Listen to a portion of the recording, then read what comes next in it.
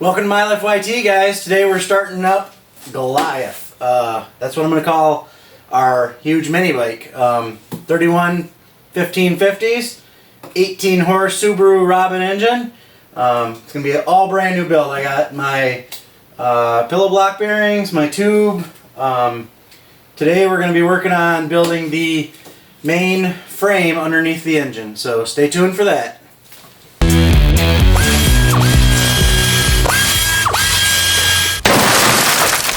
So we're starting out with the basic frame that the engine will sit on, a jack shaft, and then we're going to build up from there.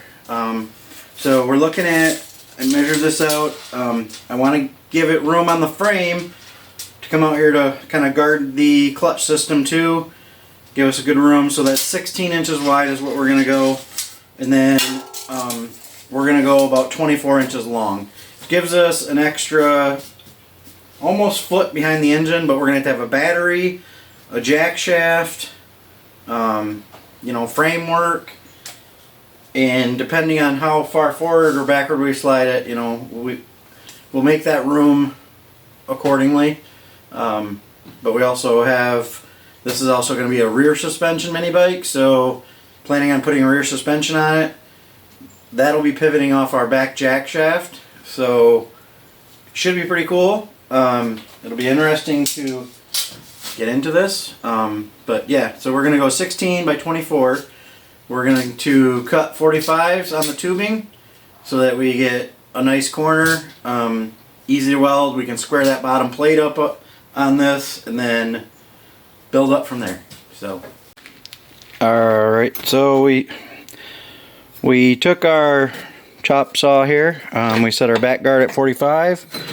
We cut our tubes at 16, and then we got some 24-inch ones here. We're going to get those over on the other table and tack it up.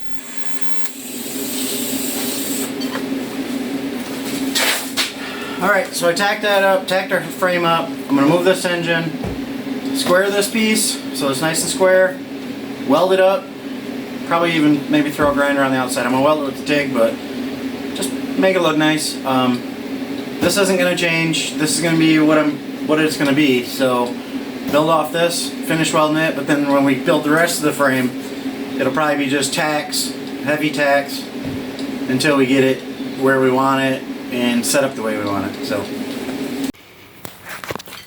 we have our frame welded up now. I just put a welder on that with the TIG. Those corners matched up pretty nice, so I used fill rod on them. If you haven't noticed already, our engine is actually off a generator, so it has a tapered shaft. We'll deal with that in a later episode, but it also gave us a couple of nice mounting plates here. So what I'm going to do is I'm going to butt them up in the front. I've already cleaned them off with the grinder. Butt them up in the front. I'm going to put an extra crossbar here, and then that'll give us a nice mounting surface back here for our other brackets and whatnot. And also what I have over here is I made these pad mounts for our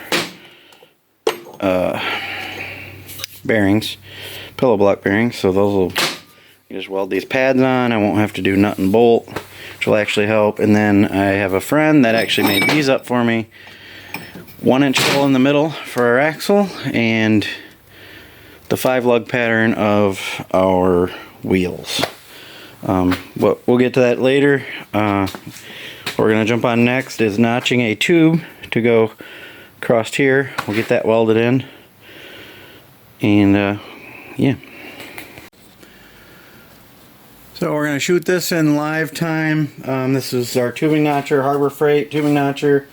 have it mounted into a Reese receiver on a Reese piece here. So we're going to shoot this in real time. I got some, I don't know, chain lube oil that I'm going to spray here. Just show you that these hole saws, these tubing notchers, they work pretty good. This is the cheap Harbor Freight tubing notcher hole saw, so I'm just going to go with it.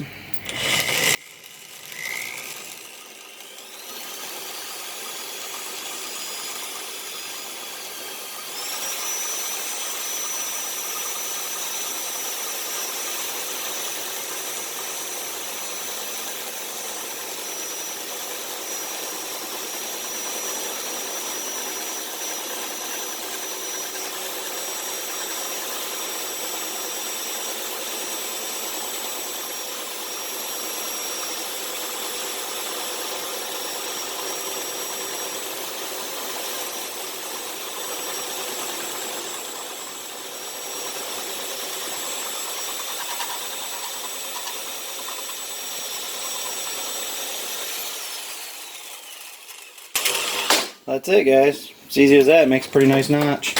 And we're just going to turn it around. This is actually seam tube, and so I put the seams on the inside of the angles. I put it on the inside sides of the tube, so that if it does split or open up a little bit, you won't see it.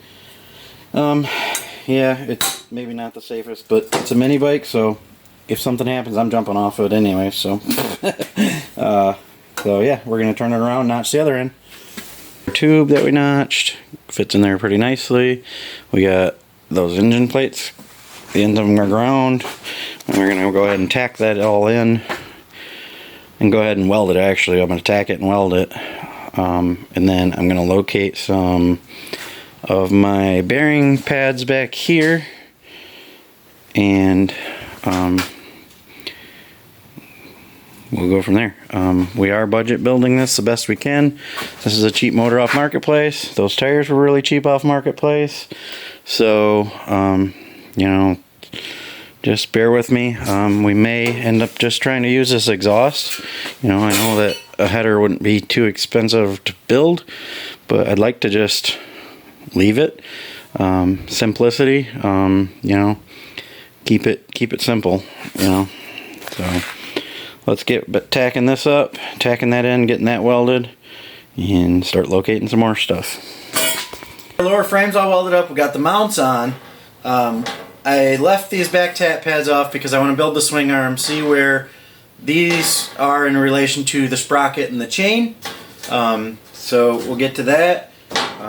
Probably end up building that rear swing arm in the next episode, just so I can move forward with that, because that's going to also position my other bars going up.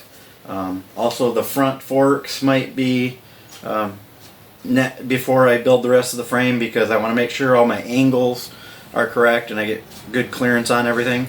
So yeah, that's it for today though. If you haven't hit that subscribe button, hit it. Keep track of our build here. It's going to be pretty sweet when it's done. If you're wondering why I'm naming it Goliath, I'm thinking I'm gonna build this one. She'll be big, you know, big, aggressive, and then I'm thinking something smaller and a little bit faster for our next mini bike build. So, just, you know, basically more of a race bike that we maybe call David and Goliath. So, yeah, that's kind of the thoughts on that. And like I said, if you haven't hit that subscribe button, we'll see you in the next one.